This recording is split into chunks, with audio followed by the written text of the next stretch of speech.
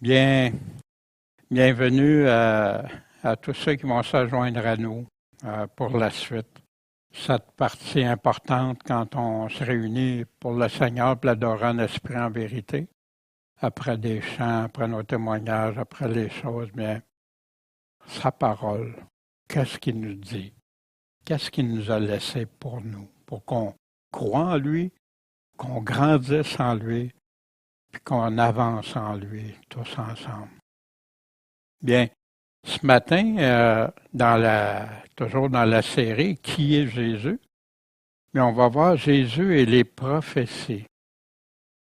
On a vu la semaine dernière, le prophète. Mais prophète, pourquoi?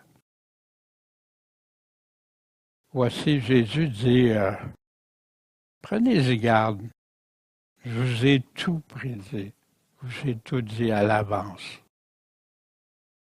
Et on va regarder. Avant d'aller plus loin, je demandais à Michel de venir nous lire le psaume. Entretenez-vous par des psaumes. Fait que le psaume 49, versets 1 à 10. Au maître chantre, psaume des enfants de Corée. Écoutez ceci, vous tous les peuples. Prêtez l'oreille, vous tous les habitants du monde. Enfants du peuple et enfants des grands, le riche aussi bien que le pauvre. Ma bouche prononcera des paroles sages et les pensées de mon cœur sont pleines de sens. Je vais prêter l'oreille au discours sentencieux, j'expose mon énigme au son de la harpe. Pourquoi craindrais-je au jour du malheur, quand l'iniquité de mes adversaires m'environne? Ils se sont confiés en leurs biens, ils se glorifient de l'abondance de leurs richesses. Mais l'homme ne saurait racheter son frère ni payer à Dieu sa rançon, car le rachat de leur âme est trop cher et il ne se fera jamais, pour qu'ils continuent de vivre à perpétuité et qu'ils ne voient point le tombeau. Car on voit que les sages meurent, le fou et l'insensé périssent également et laissent leurs biens à d'autres. Bien, merci Michel de cette première partie du psaume. Et bien sûr, à qui parle? À tous les peuples, riches, petits, grands, tout le monde. Prêtez l'oreille.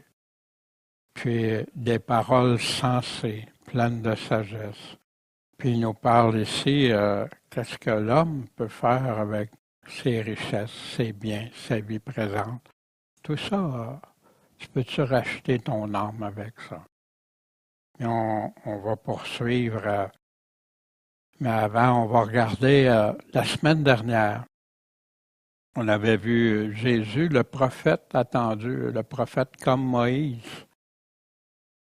Comme les autres prophètes avant, Jésus est venu pour parler aux hommes. Qu'est-ce que Dieu attend de nous? Comment vivre selon Dieu, selon la volonté de Dieu?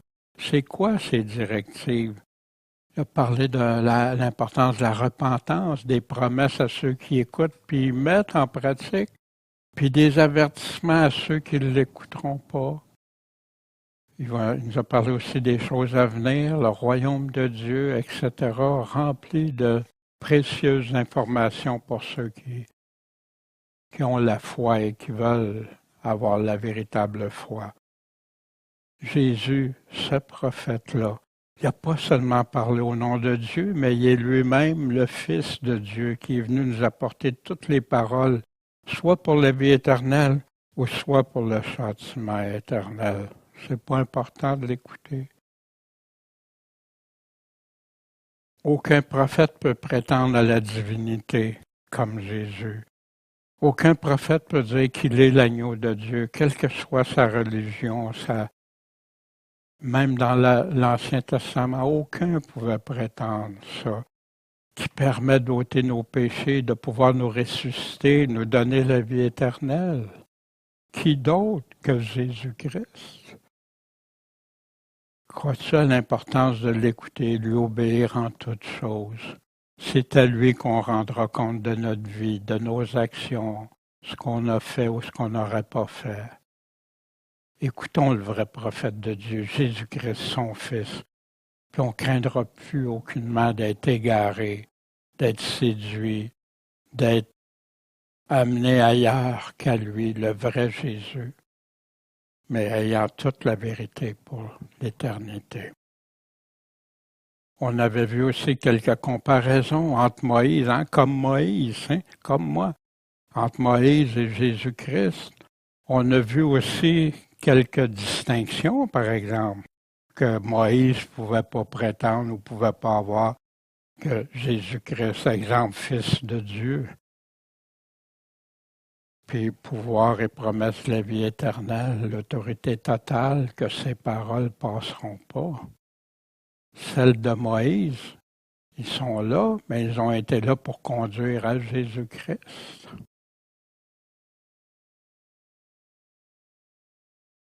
Ce matin, on va aborder Jésus-Christ comme prophète, puis les prophéties. Il est un prophète va amener des prophéties aussi. Dans la série qu'on a vue sur Jésus-Christ, on a vu les « je suis ». Jésus s'identifie « je suis ». Sa divinité, qu'il est Dieu, en tant que Fils de Dieu, en tant qu'humain, quand il est venu comme homme souffrir pour payer pour nous. Et Jésus en tant que prophète. Ce matin, on va regarder quelques-unes parce qu'il y en a tellement de prophéties. Quand je regardais, essayer de sélectionner, ça finit plus. Le nombre de prophéties qui va le concerner, Jésus. Ce qui a été dit avant, les prophéties avant, qu'il soit là. Pendant qu'il était sur terre avec nous, quelques-unes encore, puis après sa naissance, puis aussi quand il nous dit à l'avance tout ce qui concerne l'avenir, ce qui va se passer. L'importance des prophéties pour la foi, soit que ce soit pour notre conviction personnelle. Moi, je sais que ça a eu une grande part, un grand impact pour m'amener à la foi, ce qui était prédit des centaines ou milliers d'années d'avance, puis qui sont arrivés concrètement, que je pouvais vérifier, valider, ou soit pour connaître ce qui va survenir plus tard, puis comment être prêt, être en train de veiller, surveiller pour être prêt, l'attendre, comme Pierre nous disait, Paul, puis de le faire, mais comme lui nous l'a enseigné. Mais Jésus ne s'est pas limité seulement à nous parler, à nous dire, mais en nous laissant des preuves solides, irréfutables, qu'il aurait été impossible que Jésus manipule ça pour que ça arrive. Exemple, son lieu de naissance. Peux-tu déterminer à l'avance où tu vas naître? Puis même, il a été obligé, ses parents ont été obligés d'aller ailleurs pour qu'il naisse là où il devait naître. Il n'était pas supposé naître là.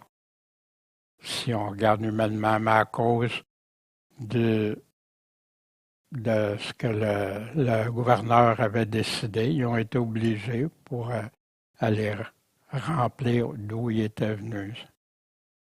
Son nom, Emmanuel, ce qui s'est passé à sa mort, sa résurrection et plein d'autres choses. Qui aurait pu prétendre réaliser qu'une partie des centaines de prophéties avant sa naissance, puis pendant son passage sur terre?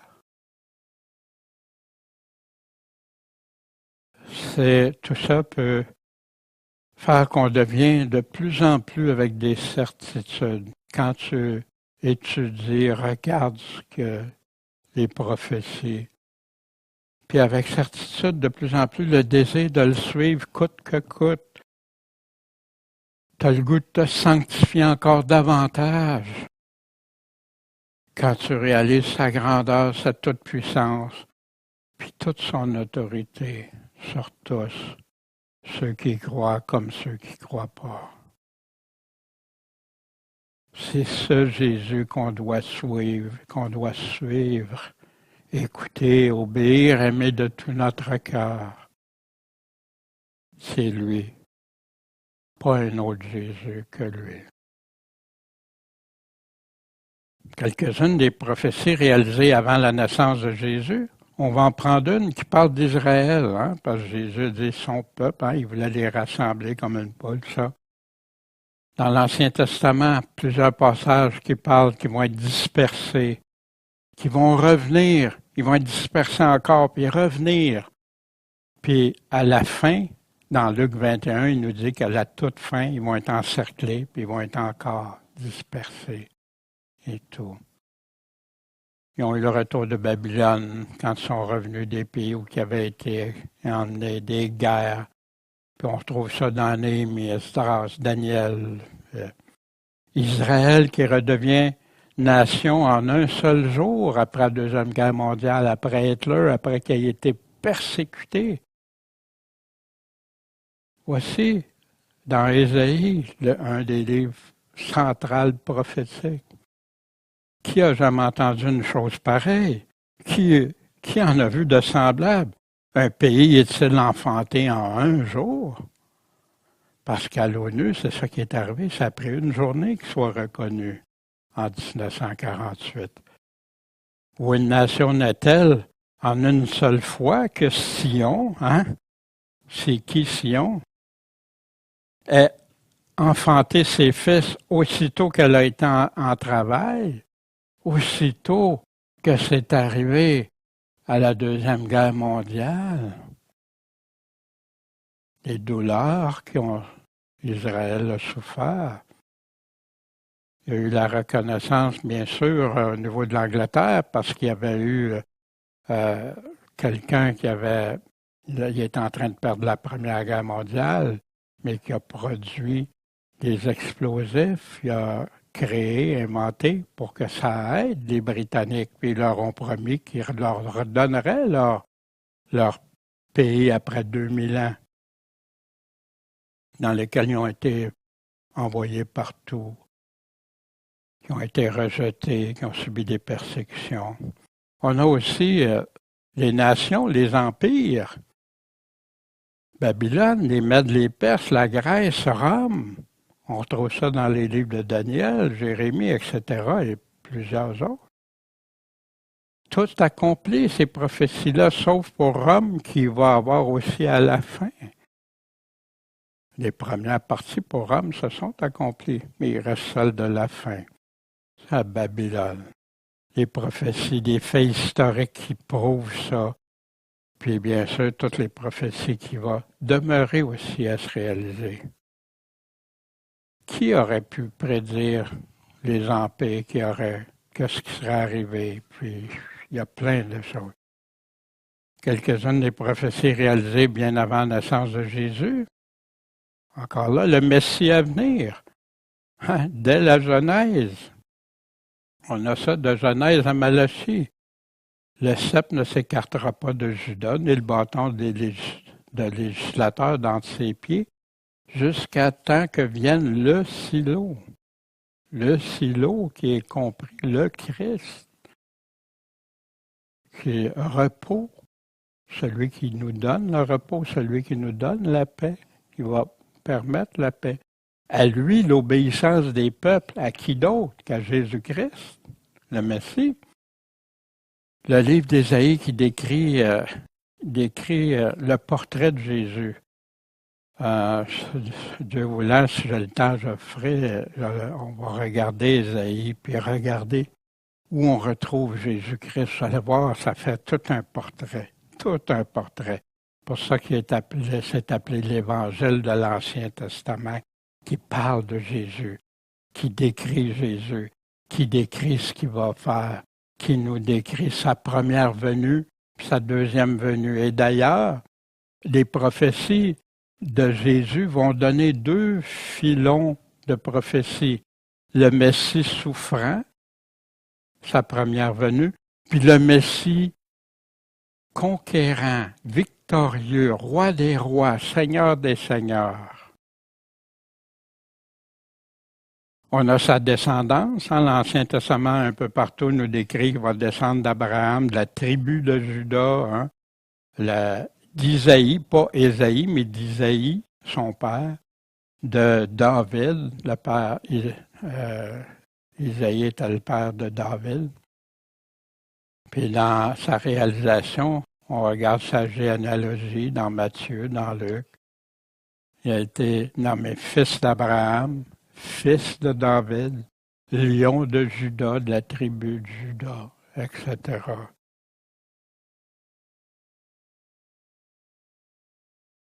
L'endroit de sa naissance. Bethléem, Ephrata.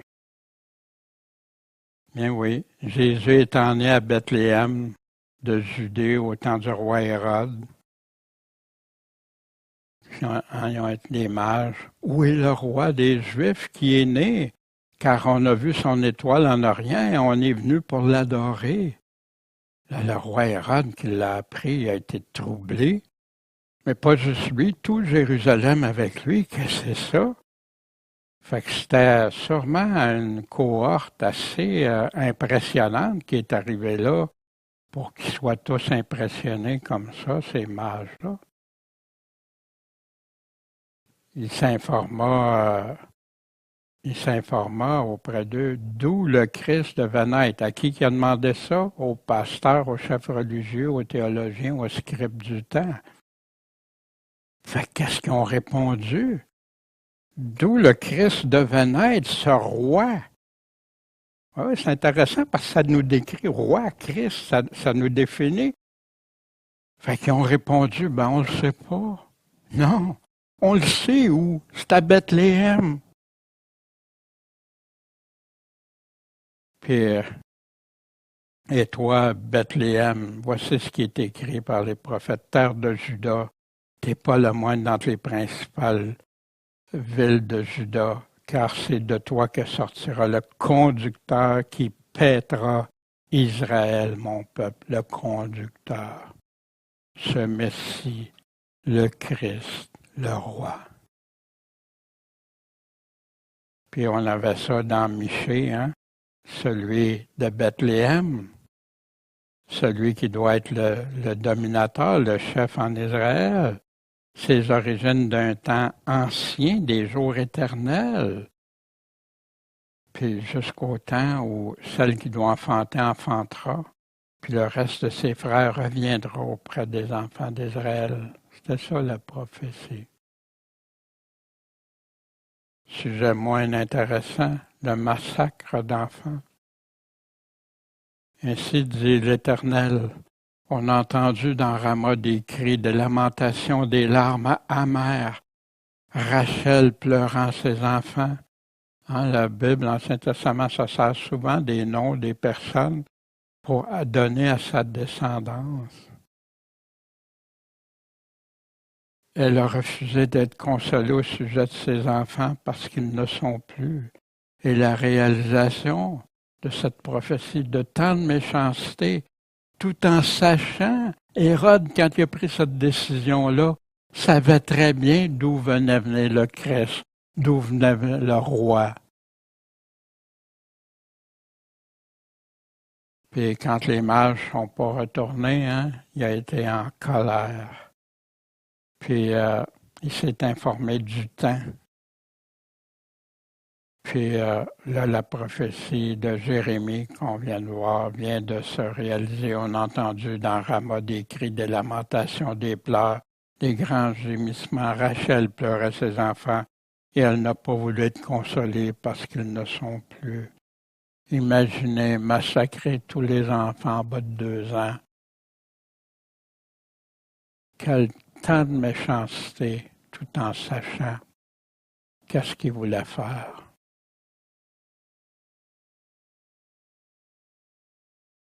Sa naissance d'une femme vierge, puis son nom.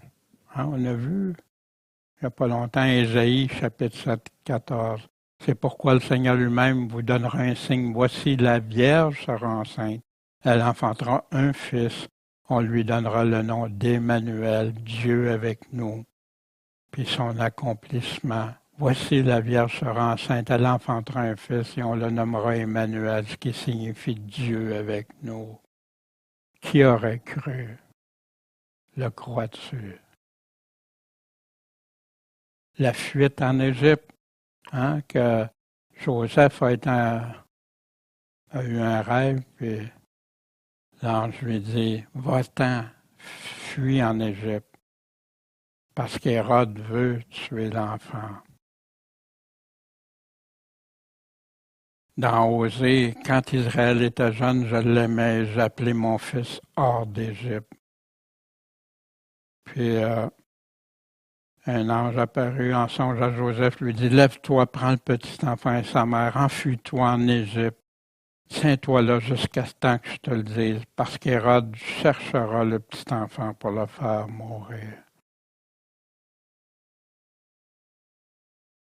Qui peut décider ça à l'avance? Qui peut écrire ça d'avance, des centaines d'années d'avance, avant que ça se produise? Pendant le ministère de Jésus, son arrivée sur le dos d'une ânesse. Réjouis-toi avec transport, fille de Sion, jette des cris de joie, fille de Jérusalem. Voici, ton roi vient à toi. Il est juste et vainqueur, humble et monté sur un âne, sur le poulain d'une ânesse, sur lequel personne n'avait été monté. Le lendemain, d'une grande troupe qui était venue pour la fête, apprenant que Jésus venait à Jérusalem, ils ont pris des rameaux de palmiers et sont sortis au-devant de lui en criant « Hosanna, béni soit le roi d'Israël qui vient au nom du Seigneur. » Jésus ayant trouvé un anon, il monta dessus selon qu'il est écrit « Ne crains pas, fille de Sion. Voici ton roi vient monter sur le poulain de l'ânesse. » Alors, il y en a qui disent, oh, ben oui, c'est facile, la prophétie, il y a juste à se trouver un âne. Ouais. Puis, embarque sur un âne, puis tu vas te faire appeler roi d'Israël pour ça. Un prophète comme Moïse, hein, qu'on a vu. L'Éternel, ton Dieu, t'a suscité un prophète comme moi. Du milieu de toi, dans tes frères, vous l'écouterez. Dans Acte 3. Parce que Moïse a dit à nos pères, le Seigneur, votre Dieu, vous suscitera dans vos frères un prophète comme moi. Écoutez-le dans tout ce qu'il va vous dire. Et quiconque n'écoutera pas ce prophète sera exterminé du milieu du peuple. Hein? On sait très bien que Jésus était consacré, ce prophète que Moïse à plusieurs endroits dans le Nouveau Testament. Pendant le ministère de Jésus, racheter des chefs religieux, dans Ésaïe 53, méprisé, délaissé des hommes de douleur, connaissant la souffrance, comme un homme devant qui on se couvre le visage, si méprisé qu'on n'en fait aucun cas, prêt à le faire mourir même. La véritable lumière qui éclaire tout homme est venue dans le monde. Elle était dans le monde a été fait par elle, mais lui, le monde ne l'a pas connu. Il est venu chez les siens ne l'ont pas reçu. Ça, c'est dans Jean, chapitre 1, versets 9 à 11. Il enseignait tous les jours dans le temple. Les principaux sacrificateurs et les scribes et les principaux du peuple venaient pour l'entendre parler puis l'écouter. Non, ils venaient pour chercher à le faire périr. Craché au visage, outragé. J'ai présenté mon dos à ceux qui me frappaient, mes joues à ceux qui m'arrachaient la barbe. J'ai pas dérobé mon visage aux outrages ni aux crachats. Y a-t-il quelque chose d'insultant, se faire cracher au visage? Dans Marc 15, il lui frappait la tête avec une canne. Il crachait contre lui, se mettait en genoux, il se prosternait devant lui. Puis après s'être moqué de lui, ils ont ôté le manteau de pourpre. Il lui a remis ses habits, ils l'ont amené pour le crucifier. Il y a plein d'autres passages qui ont tiré au sort sa tunique, etc., qu'on verra, le vinaigre, tout. Tant méprisé pour avoir tant aimé, tant avoir fait du bien, jusqu'à se faire tuer, puis demander à son Père, pardonne-leur, parce qu'ils ne savent pas ce qu'ils font. Juste avant sa mort, trahi par un apôtre, un que Jésus même avait choisi. Dans le psaume 41:9, même l'homme avec qui j'étais en paix, qui avait ma confiance, qui mangeait mon pain, a levé le pied contre moi. Dans Jean 13, il nous le dit très clairement, c'est quoi la réalisation de cette prophétie. Je ne parle pas de vous tous, il parle de Judas. Je sais que j'ai choisi. Je sais ce que j'ai choisi. Mais il faut que l'Écriture soit accomplie. Celui qui a mangé le pain avec moi a levé le pied contre moi. Vendu 30 pièces d'argent, jeté au champ du potier. Dans Zacharie 11, encore un livre de prophétie. Et je leur dis, si vous le trouvez bon, donnez-moi mon salaire, sinon donnez-moi-le pas. Et ils pesèrent pour mon salaire 30 pièces d'argent. Et l'Éternel me dit, jette-le au potier, ce prix magnifique auquel j'ai été estimé par eux. 30 pièces d'argent, c'était pas grand-chose. C'était le prix qui achetait des esclaves. Et j'ai pris les 30 pièces d'argent et les jeté dans la maison de l'Éternel pour le potier. Alors Judas, qui l'avait trahi, voyant qu'il était condamné, se repentit. Il a regretté. Il a rapporté les 30 pièces d'argent aux principaux puis aux anciens. J'ai péché, j'ai trahi le sang innocent. Mais ils ont dit, que nous importe, tu regarderas ça toi-même. Alors, après avoir jeté les pièces d'argent dans le temple, il se retira. Puis, il s'est en allé, il s'est étranglé, il s'est pendu. Ailleurs, il nous dit quand même, ses tripes se sont répandues. Et les principaux sacrificateurs, ils ont pris les pièces d'argent. Il n'est pas permis de mettre cet argent-là dans le trésor sacré. Pourquoi? Parce que c'est le prix du sang. Ils savaient-tu très bien ce qu'il en était? Ayant délibéré, ils ont acheté le champ d'un potier. Quelle étrange décision, hein? Ouais.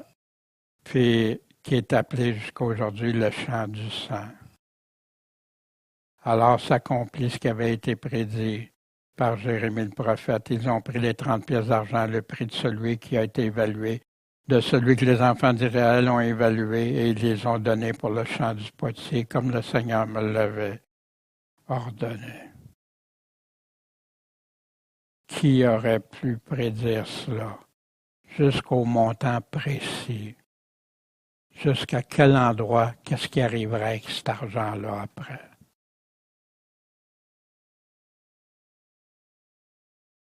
Ce psaume 22, rempli de prophéties concernant Jésus. Combien t'envoies de prophéties concernant Jésus dans ce magnifique psaume? Il se repose sur l'Éternel, disent-ils, qu'il le délivre, qu'il le sauve. N'est-ce pas ça que Jésus s'est fait dire à la croix, puisqu'il a mis son affection en lui? C'est toi qui m'as tiré du sein de ma mère, qui m'as fait reposer en paix sur sa mamelle. J'ai été remis en tes mains dès ma naissance. Dès le sein de ma mère, tu es mon Dieu, Jésus. T'éloigne pas de moi, la détresse est proche. Il n'y a personne me secourir. De nombreux taureaux m'environnent, des puissants, ils ouvrent la gueule contre moi comme un lion déchirant, rugissant. Je suis comme l'eau qui s'écoule et tous mes os sont déjoints, mais aucun brisé. Mon cœur est comme la cire, il se fond dans mes entrailles, ma vigueur est desséchée comme la brique, ma langue est attachée à mon palais, et tu m'as couché dans la poussière de la mort.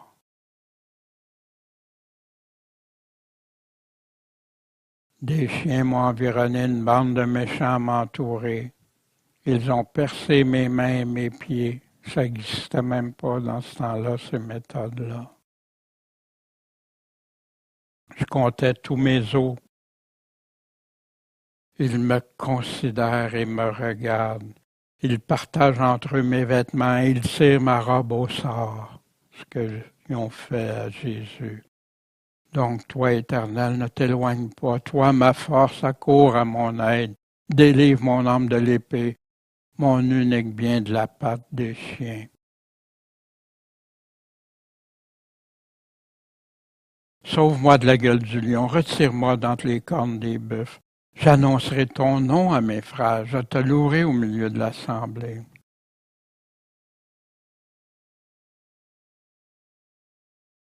Et il l'a exaucé quand il criait à lui. Tu seras loué par moi dans la grande assemblée, j'accomplirai mes vœux en présence de ceux qui te craignent. Les uns mangeront et seront rassasiés, ceux qui cherchent l'Éternel le loueront. Votre cœur vivra pour combien de temps? À perpétuité. Tous les bouts de la terre s'en souviendront et reviendront à l'Éternel. Qui a permis ça sinon Jésus-Christ? Toutes les familles des nations se prosterneront devant ta face. Tous fléchiront le genou un jour devant Jésus-Christ. Car le règne appartient à l'Éternel, c'est lui qui domine sur les nations.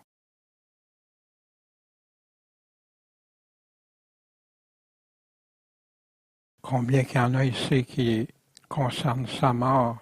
Qui a cru? À qui le bras de l'Éternel a été révélé?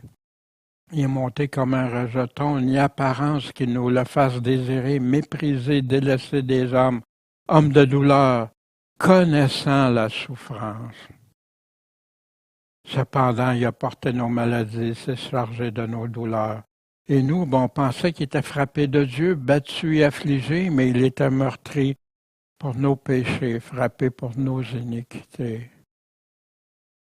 Le châtiment qui nous apporte la paix est tombé sur lui, et par sa meurtrissure, on est guéri. Avant, on était tous errants, chacun son propre chemin. L'Éternel a fait venir sur lui l'iniquité de nous tous. Il est maltraité, affligé. Il n'ouvre pas la bouche. Comme un agneau mené à la boucherie, comme une brebis muette devant celui qui attend, il n'ouvre pas la bouche. Encore des prophéties accomplies par Jésus. Il a été retiré de l'angoisse et de la condamnation. Il n'est pas resté. Qui dira sa durée? Son éternité. Il a été retranché de la terre des vivants. Il a été frappé pour le péché de mon peuple. On lui avait assigné sa sépulture avec les méchants, entre deux voleurs. Mais qu'est-ce qui est arrivé? Bien, il a été enterré avec le riche, dans le tombeau du riche. Il n'a pas fait d'injustice, il n'y a aucune fraude dans sa bouche, il est la vérité. Après avoir offert sa vie en sacrifice pour le péché, il se verra de la postérité. C'est qui cette postérité-là, sinon chacun qui croit en Jésus-Christ, qui le suive? Il prolongera ses jours. Oui, il est mort, mais il va prolonger ses jours. Comment tu peux expliquer ça autre que dans l'éternité, sa résurrection? Et le bon plaisir de l'Éternel prospérera dans ses mains. Quand Paul nous parle des bonnes œuvres que Dieu a préparées d'avance, les bonnes choses, puis ça prospère. Il jouira du travail de son âme, il en sera rassasié. Mon serviteur juste en justifiera plusieurs. Comment? Par la connaissance qu'ils auront de lui, puis lui-même portera leur iniquité. Parce qu'il a livré sa vie à la mort, qui a été mis au nombre des méchants, qui a porté les péchés de plusieurs, puis a intercédé pour les pécheurs. Dieu le Père lui a tout remis entre les mains. Souvenez-vous, avec l'eunuque qui lisait le prophète Ésaïe. Il a été mené à la tuerie comme une brebis, comme un agneau muet devant celui qui l'attend. Il n'a pas ouvert la bouche. Sa condamnation a été levée dans son abaissement. Qui pourra compter sa durée? Sa vie a été retranchée de la terre. L'eunuque dit à Philippe, mais de qui il parle? De qui ça parle? Est-ce de lui-même ou quelqu'un d'autre? Philippe prend la parole, puis commençant par cet endroit de l'Écriture, lui annonça l'Évangile de Jésus. Puis l'eunuque, mais qu'est-ce qui empêche que je sois baptisé? Si tu crois de tout ton cœur, je crois, Jésus est le Fils de Dieu. Il s'est fait baptiser. Une prophétie qui était déjà là pour Jésus. À sa résurrection, j'ai eu l'Éternel constamment présent devant moi, puisqu'il est à ma droite, qui est à la. Puisqu'il est à ma droite, je ne serai point ébranlé. C'est pourquoi mon cœur se réjouit et mon âme chante de joie. Ma chair même, mon corps va reposer en assurance, parce que tu n'abandonneras pas mon âme au sépulcre, tu ne permettras pas que ton sein voie la corruption.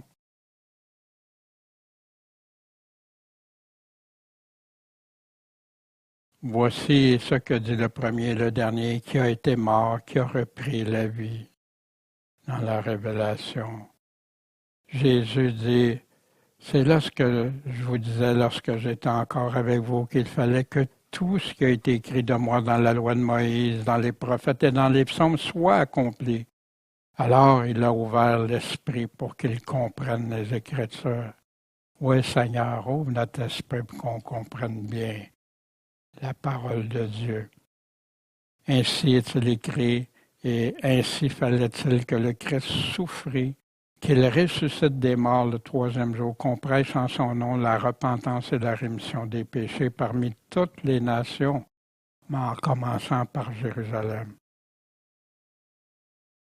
Paul, je vous enseignais avant toute chose que ce que j'avais aussi reçu, c'est que Christ est mort pour nos péchés selon les Écritures, qui a été enseveli, qui est ressuscité le troisième jour selon les Écritures, qui a été vu de Céphas en Pierre, puis des 12.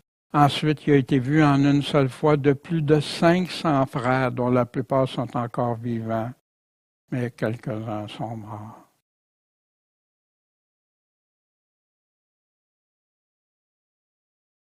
Qui aurait pu dire qu'il sortirait du sépulcre d'avance? Dans les probabilités qu'un homme réalise seulement 8 des centaines de prophéties, on apprend dans la revue La science parle, Science Speak, le professeur Stoner et ses étudiants universitaires procèdent à une étude scientifique. On l'avait déjà partagé il y a bien des années. Un homme qui réalise seulement 8 des prophéties confirmées à sa première venue sur Terre. On va les évaluer scientifiquement. C'est-tu possible, pas possible, la probabilité avec des chiffres mathématiques. Ils sont arrivés à une chance sur 10 à la 17. Ça veut dire ou une chance sur des milliards. 17 zéros, là. Encore, je ne sais même pas comment appeler ce chiffre-là. Des billions, milliards, billions. Mais quand ils ont fini ça, c'est ceux qui ont resté ébahis de tout ça. Mais le professeur Stoner l'a envoyé aux autres professeurs d'université, aux autres scientifiques, puis il leur a demandé si leur méthode était bonne. Ils ont tous confirmé que oui, scientifiquement, la méthode est correcte. Puis pour ça, dans tout ça, c'est un peu comme les autres prophéties ont fait quoi ça changerait quoi d'un chiffre, là? Si on met toutes les prophéties qui ont été réalisées? Puis c'est un peu comme il mentionnait, c'est comme prendre, il avait pris le Texas comme exemple, avec 2 pieds de pièces d'1 $ qui recouvrent tout le Texas, là, en nombre de pièces, mais ça correspond au chiffre-là. Puis que là, quelqu'un dirait, sans pouvoir savoir d'avance, ben, je vais aller choisir la seule pièce marquée qu'il y a dans toutes ces pièces-là, puis je vais tomber sur la bonne du premier coup. Moi, ça m'avait impressionné. C'était au début de ma foi, au début des années 80. Puis quand je dis quoi, ça se peut pas. Hein? Ça m'avait comme assez renversé. Puis qui, après ça, ose affirmer qu'il n'y a aucune preuve, que Dieu il veut de la foi aveugle, qu'on ne peut pas vérifier rien. J'avais lu aussi le livre Bien plus qu'un charpentier de Josh McDowell. J'essaie de le trouver, mais j'en ai donné tellement, je pense que je n'ai plus, là. Puis qui démontrait avec plein de preuves concernant, que ce soit concernant les apôtres, concernant Jésus, puis plein de choses irréfutables. L'histoire, Israël, il y a 2000 ans, on en a vu juste quelques-unes au début, c'est rempli, une nation en un jour. Les preuves archéologiques, l'archéologie, non, ça n'a jamais existé. L'archéologie a commencé comme ça parce que les gens voulaient aller voir, vérifier. Il y en a qui étaient très sceptiques. Il y en a qui ont changé de position après. Les lois naturelles de l'univers, la science, les lois naturelles, même un homme très, très réputé comme étant très bolé, qui avait dit, la loi de l'univers, les lois de l'univers, ça se peut pas que ça existe sans qu'il y ait un créateur. Il ne peut pas avoir une horloge sans qu'il y ait un horloger qui l'ait construit. Ça, c'est Albert Einstein. Mais ce qu'il y a encore de plus extraordinaire, c'est des millions de vies changées, transformées, des cœurs qui étaient dans la méchanceté qui sont devenus dans la bonté, des cœurs de haine qui sont devenus des cœurs dans l'amour, des vies transformées.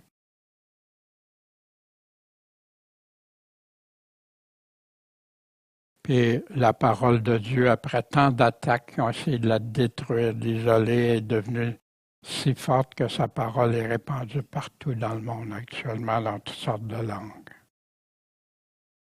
Imaginez, seulement 8 des prophéties réalisées à la première venue de Jésus, ils en ont pris juste 8, s'ils auraient toutes pris. Maintenant, des prophéties réalisées avant le retour de Jésus. Jésus nous a dit, quand vous verrez ces choses, pas avant. Des grandes séductions, soyez sous vos gardes, plusieurs en mon nom, l'apostasie, des guerres entre pays, entre puissances, des rumeurs de guerre, des famines, des pestes, des épidémies, des tremblements de terre, l'abomination, l'Antéchrist qui va aller s'asseoir dans le temple, la grande tribulation, le soleil, la lune, les cieux qui vont être ébranlés. Puis là, ils vont voir le signe, la terreur. Jésus revient. La terreur pour ceux qui vont l'avoir rejeté, ceux qui vont aller vouloir le combattre contre Dieu. Mais pas pour ses enfants. Pour ses enfants, la réunion, l'enlèvement, la première résurrection, pour être avec Jésus. Mais certains tentent de découper beaucoup. Ça fait partie de présentation dans les synthèses de Matthieu 24 et 25 que vous avez. Puis je vous encourage à aller le revoir des fois, ça peut nous aider dans ces temps de difficulté. On avait aussi comment l'attendre, c'est reconnaître les signes dans la même génération. On ne connaîtrait pas la journée ni l'heure, mais on va reconnaître la saison, Jésus nous dit. Puis ça va être comme au temps de Noé. Un pris, l'autre laissé. Un va être enlevé, l'autre laissé. De veiller, parce que ça va arriver comme un voleur. Il parle du serviteur fidèle et infidèle, des vierges sages, insensées, des talents reçus, des boucs, des brebis, etc. Comment on l'attend? À réaliser à son retour. Lors de son retour, il va y avoir le grand combat. Les gens vont se réunir à Armageddon. On a ça dans Révélation, l'Apocalypse. Voici, je viens comme un voleur. Hein? Heureux celui qui veille, qui garde ses vêtements après qu'il ne marche pas nu, qu'on ne voit pas sa honte. Puis on les rassembla dans le lieu qui s'appelle en hébreu Armageddon, montagne de la déroute, pour le combat du grand jour du Dieu Tout-Puissant. Ils vont tous rassembler, toutes les nations. Voici, dans l'Ancien Testament, hâtez-vous, venez, vous toutes les nations d'alentour, rassemblez-vous. Rassemblez-vous là, ô Éternel, fais descendre tes hommes vaillants, que les nations se réveillent, qu'elles montent à la vallée de Josaphat, qui est exactement où est Armageddon. Car là, je siégerai pour juger toutes les nations d'alentour. Mettez la faucille, parce que la moisson est mûre. On a ça dans Révélation aussi, au chapitre 14. Venez fouler car le pressoir est plein, les cuves regorgent, leur malice est grande. Des multitudes dans la vallée du jugement. Car le jour de l'Éternel est proche, dans la vallée du jugement. Et on retrouve ça dans Joël, on retrouve dans le psaume 2 qui décrit qu'est-ce qui va se passer puis pourquoi. Dans Ésaïe 34, dans Ézéchiel. Ça va être de la terreur ou de la joie, la rétribution, récompense. Puis récompense est utilisé dans la Bible autant pour le mauvais que le bon, ce qui va avoir mérité. On retrouve ça dans Ésaïe, Joël, Sophonie, Daniel, dans Luc 17.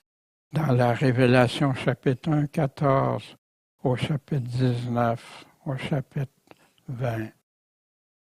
On en retrouve dans 2 Thessaloniciens, le chapitre 1, chapitre 2. Puis la Révélation, chapitre 22. Que le mont des Oliviers va se fendre en deux quand il va arriver. Ses pieds se poseront en ce jour-là sur la montagne des Oliviers qui est en face de Jérusalem, à l'Orient. Et la montagne des Oliviers va se fendre par le milieu, à l'Orient et à l'Est et l'Ouest. Il se fera une très grande vallée. Puis la moitié de la montagne se retirera vers le nord, l'Aquilon, et l'autre moitié vers le midi et vers le sud. Toutes des annoncées d'avance. Le tribunal de Christ, le jugement de ceux qui ont fait bien ou mal, les serviteurs fidèles, infidèles, les vierges, sages ou insensés, les boucs et les brebis, ceux qui ont les talents remis, etc. Mais toi, pourquoi juges-tu ton frère? Ou toi, pourquoi méprises-tu ton frère? Puisque nous comparaîtrons juste certains devant tous. C'est l'apôtre Paul qui parle devant le tribunal de Christ. Il le répète aux Corinthiens, il nous faut tous comparaître devant le tribunal de Christ afin que chacun reçoive soit le bien que tu as fait ou soit le mal que tu auras fait pendant que tu es ici. Puis la première résurrection et rassemblement lors du retour. Ceux qui vont vivre avec Christ pendant 1000 ans. C'est là la première résurrection. Heureux ceux qui ont part à la première résurrection. Il n'y en a pas d'autre avant. La seconde mort n'a pas de pouvoir sur eux, mais ils vont être sacrificateurs de Dieu et de Christ, puis vont régner avec lui pendant 1000 ans. Dans ce règne de 1000 ans, ce règne essentiel de Jésus-Christ sur terre, où plusieurs promesses peuvent pas se réaliser avant le début du millénaire, comme ils ne peuvent pas se réaliser après le millénaire. Les saints du souverain recevront le royaume éternellement jusqu'au siècle des siècles, jusqu'à ce que l'ancien des jours vainque, le jugement fut donné aux saints du souverain. C'est qui les saints, sinon les enfants de Dieu. Le temps arriva où les saints entreront en possession du royaume. Le règne, la domination et la grandeur des royaumes qui sont sous tous les cieux seront donnés à qui? Au peuple des saints du souverain. Son royaume est un royaume éternel et toutes les dominations le serviront et lui obéiront. Au peuple des saints du souverain, sacrificateurs, les rois, ceux qui vont être avec Jésus-Christ pour régner avec lui 1000 ans. Puis au chapitre 20, je vis aussi les âmes de ceux qui avaient été décapités pour le témoignage de Jésus, pour la parole de Dieu, et ceux qui n'avaient pas adoré ni la bête ni son image, qui n'avaient pas pris la marque sur leur front ou sur leurs mains. Ils ont vécu et régné avec Christ combien de temps? 1000 ans. Mais le reste des morts ne ressuscite pas jusqu'à temps que ces 1000 ans-là soient accomplis. C'est là la première résurrection. Heureux et saint celui qui a part à la première résurrection. La seconde mort n'a pas de pouvoir sur eux, mais ils seront sacrificateurs de Dieu et de Christ et régneront avec lui 1000 ans. Puis c'est là qu'il y a vu des trônes sur lesquels vont s'asseoir des personnes à qui ça va avoir été donné de juger. Voici un exemple de promesse qui ne peut pas se réaliser ni avant ni après le 1000 ans. Parce que dans ces promesses-là, celui qui mourra à 100 ans sera jeune, puis le pécheur âgé de 100 ans sera maudit. Est-ce que ça peut être dans l'éternité? Impossible. Il n'y aura plus de mort après le jugement du grand trône blanc.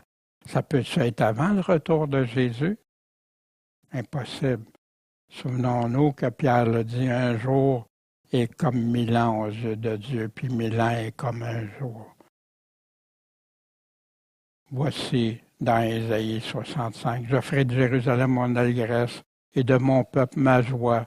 On n'entendra plus les pleurs, les cris.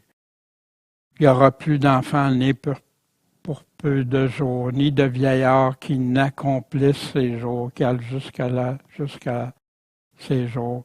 Parce que celui qui mourra à 100 ans sera jeune. Puis le pécheur âgé de 100 ans sera maudit. Tu es rendu à 100 ans, puis tu vis dans le péché encore pendant le règne de Jésus-Christ. Wow! Tu peux-tu mourir? C'est-tu avant ou après le retour de Jésus? Puis c'est pas dans l'éternité, parce que dans l'éternité, il n'y a plus de mort. Ils vont bâtir des maisons, les habiter, ils vont planter des vignes, vont manger le fruit. Ils bâtiront pas pour les autres, ils planteront plus pour que les autres mangent de leurs vignes.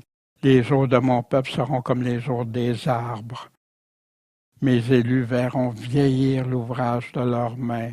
Ils se fatigueront plus en vain. Ils n'enfanteront pas des enfants pour l'épouvante.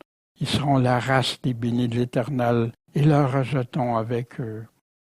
Et il arrivera qu'avant qu'ils crient, je les exaucerai. Quand ils parleront encore, je les aurai déjà entendus. Le loup et l'agneau vont paître ensemble. Le lion mangera de la paille comme le bœuf, et le serpent aura la poussière pour sa nourriture. On fera plus de mal, on détruira plus sur toute ma montagne sainte, dit l'Éternel. Ésaïe nous a prédit ça. Pour que ces prophéties-là arrivent, ça ne peut pas arriver ni avant, ni après.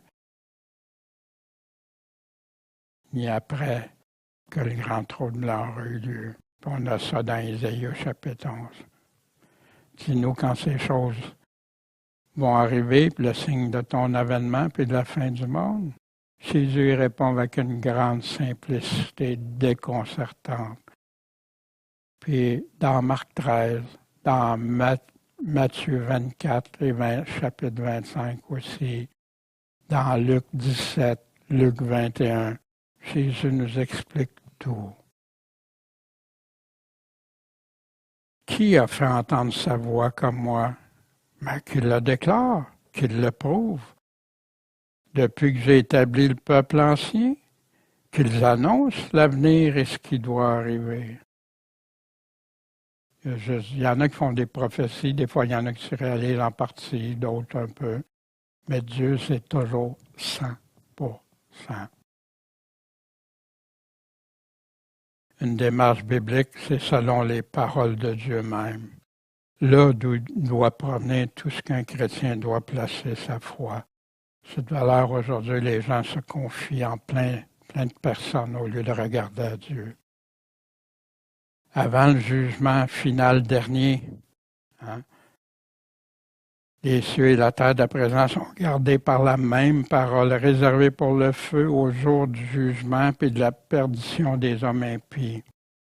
Toutefois, bien-aimés, ignorez pas une chose, c'est que pour le Seigneur, un jour, c'est comme 1000 ans. Puis 1000 ans, mais c'est comme un jour. Le Seigneur n'attarde pas l'exécution de sa promesse comme quelques-uns croient qu'il y a du retard. Mais il use de patience envers nous. Pourquoi? Pour qu'aucun de nous périsse, mais que tous viennent à repentance. Le jour du Seigneur va venir comme un larron dans la nuit. En ce temps-là, il ne dit pas ce jour-là, mais en ce temps-là, les cieux vont passer avec fracas. Les éléments embrasés seront dissous. La terre et les œuvres qui sont en elle seront entièrement brûlées. Donc, puisque toutes ces choses doivent se dissoudre, comment devez-vous pas être par la conduite dans la sainteté, votre piété? Attendant et hâtant la venue du jour de Dieu, dans lequel les cieux enflammés seront dissous et les éléments embrasés se fondront.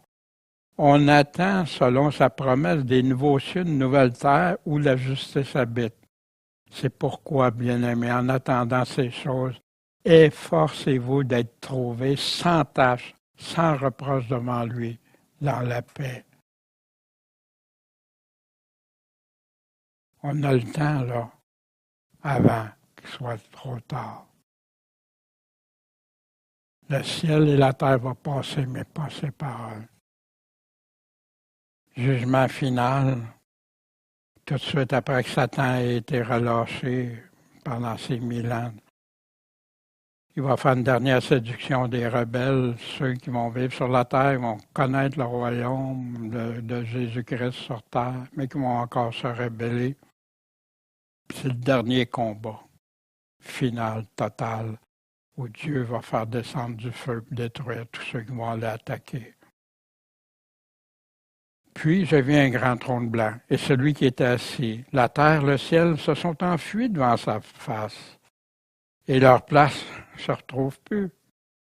J'ai vu aussi les morts, grands et petits, qui se tenaient devant Dieu, et les livres ont été ouverts. Puis on a ouvert aussi un autre livre, qui est le livre de vie. Puis les morts ont été jugés selon leurs œuvres, d'après ce qui était écrit dans les livres. La mer a rendu les morts. La mort et le séjour des morts ont rendu les morts qui étaient. Chacun fut jugé selon ses œuvres. Et la mort et le séjour des morts, ou appelé ici enfer, mais qui est le séjour des morts, furent jetés dans les temps de feu. C'est là la seconde mort. On est tantôt heureux ceux qui ont part la première résurrection.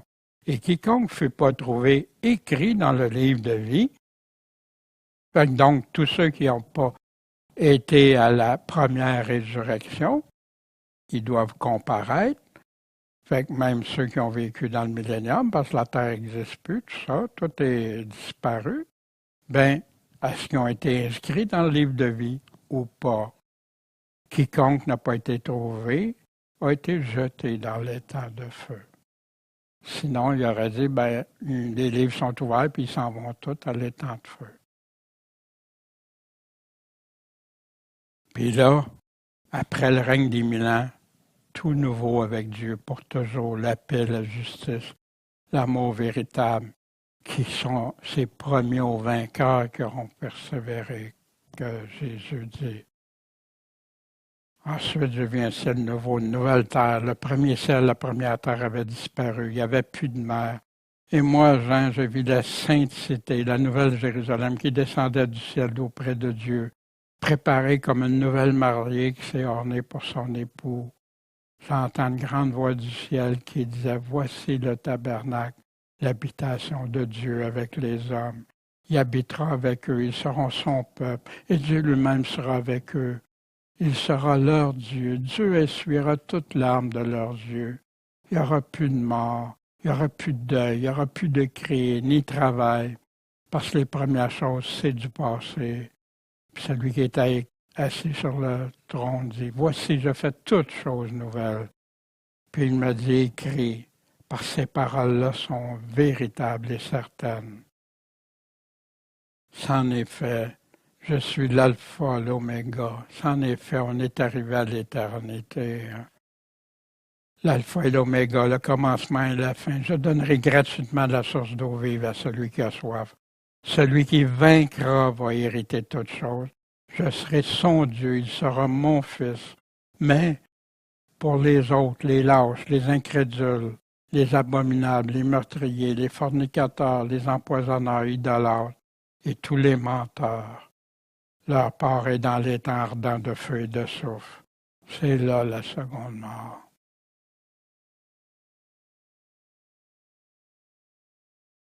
Ça venait d'Ésaïe. Voici, je vais créer de nouveaux cieux, une nouvelle terre. On ne se souviendra plus des choses passées, reviendront plus en mémoire. Réjouissez-vous pour combien de temps? À jamais. Soyez dans l'allégresse à cause de ce que je vais créer. Je vais créer Jérusalem pour l'allégresse et son peuple pour la joie. Je ferai de Jérusalem mon allégresse et de mon peuple ma joie. On n'entendra plus le bruit des pleurs ni le bruit des cris. Car comme les cieux nouveaux et la terre nouvelle je vais créer vont subsister devant moi, ainsi subsisteront votre race et votre nom. Or, nous attendons, selon sa promesse, de nouveaux cieux et une nouvelle terre où la justice habite. Est-ce qu'on n'a pas hâte à ça? Je vais demander à Michel de venir nous lire la suite du psaume, s'il te plaît. Ils pensent que leurs maisons dureront éternellement et leur demeure d'âge en âge. Ils ont donné leur nom à leur terre. Mais l'homme ne peut demeurer dans son éclat. Il est rendu semblable aux bêtes qui périssent.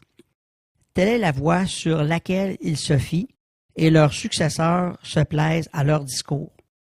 Ils sont poussés au sépulcre comme un troupeau. La mort se repaîtra d'eux. Les justes domineront sur eux au matin. Leur beauté sera consumée dans le sépulcre, loin de leur habitation. Mais Dieu rachètera mon âme de la main du sépulcre quand il me prendra à lui. Ne crains point quand un homme s'enrichit, quand la gloire de sa maison s'accroît. Car en mourant, il n'emportera rien, sa gloire ne descendra pas après lui. Que dans sa vie, il rende son âme heureuse, qu'on te loue parce que tu fais du bien. Tu iras pourtant vers la génération de tes pères, qui ne reverront jamais la lumière. L'homme qui est en honneur et qui n'a pas d'intelligence devient semblable aux bêtes qui périssent. Bien. Merci, Michel, de la suite de ce psaume, qui nous fait bien réaliser. Puis, notre espérance, nous autres, c'est Dieu rachètera mon âme de la main du sépulcre. Quand? Quand il va me prendre avec lui, soit à son retour, ceux qui seront encore en vie pour être rassemblés avec lui, ou soit pour être à la première résurrection ressuscité avec lui. Mais la parole, Dieu nous aime et nous donne toutes sortes d'avertissements pour qu'on réalise toute l'importance de notre âme. En conclusion, ce matin, la Bible est remplie de preuves pour ceux et celles qui cherchent la vérité. Les prophéties que Dieu nous a laissées sont là pour eux, pour ceux qui cherchent la vérité. Puis cette vérité-là, amenée par notre Seigneur Tout-Puissant, qui est Jésus-Christ, ce prophète-là qui nous a tout prédit, tout annoncé. Jésus nous a laissé toutes les informations nécessaires pour l'attendre en persévérance. Maintenant, il faut croire et vivre selon ses paroles. C'est ce Jésus qu'on doit suivre, pas un autre. Aimes-tu le Fils de Dieu de tout ton cœur, tes pensées, ton âme, tes forces? Ou t'inquiètes-tu davantage à te rassurer pour la vie temporaire d'ici? Chercher ton bonheur ici, d'accumuler toutes sortes de choses. Sais-tu qu'il ne permettra pas que quoi que ce soit dépasse ta capacité, prêt à faire face à tout, mais à la condition que tu veilles, que tu pries, que tu t'appuies sur lui. C'est lui notre pleine assurance, qu'on vive ou qu'on meure. Veilles-tu? On a vu, en partie, Jésus nous a dit comment l'attendre, comment veiller, prier, être sur nos gardes, pas accepter n'importe quoi, pas être séduit, qu'il va se passer des choses terribles sur la terre avant son retour, mais qui est là, qui va venir secourir, porter secours. Es-tu prêt à le croire et à le suivre de tout ton cœur, quoi qu'il arrive? Aucun autre peut te promettre ce qu'il nous a promis. Aucune religion peut prétendre à remplacer Jésus, remplacer son autorité, sa puissance, ses promesses. Lui seul, ses paroles passeront jamais. Est-ce que tu lui fais pleinement confiance? Ça vaut la peine pour ne pas le regretter pour l'éternité, toute l'éternité. Il y a un passage qu'on a vu souvent, qui est dans la Révélation 1:3. Heureux celui qui lit, ceux qui écoutent les paroles de cette prophétie, mais qui gardent les choses qui sont écrites. Pourquoi? Parce que le temps est proche. Serons-nous heureux? Sommes-nous heureux, premièrement, de le connaître, qui nous a accordé ce privilège de venir nous chercher un jour, de nous accepter, d'être privilégiés. Puis, un jour, ça va tout disparaître, comme Michel nous a lu dans le psaume. Hein? Ça, il n'y aura plus rien. Comme Pierre nous a dit, hein? Tout va disparaître. Qu'on soit trouvé sans tâche, sans reproche devant lui pour son retour. Jésus est ce prophète. Mais bien plus, on sait qu'il est Dieu, qu'il est Fils de Dieu. Aucune erreur, il est la vérité. Bon Père Céleste, merci pour tes paroles. Merci d'avoir permis de découvrir ça un jour pour convaincre mon cœur, convaincre mes pensées, me tourner vers toi avec pleine certitude, Seigneur. Je te prie pour tous ceux qui ont eu ce même privilège, Seigneur, que tu nous donnes. Merci. Et attire-en d'autres. Puis garde-nous, soit qu'on soit toujours en train de veiller, prier, puis être trouvé digne lors de ton retour. En ton saint nom, Jésus-Christ, le roi des rois, le Seigneur Tout-Puissant, le Maître de notre vie, qui est devenu notre Sauveur. Amen.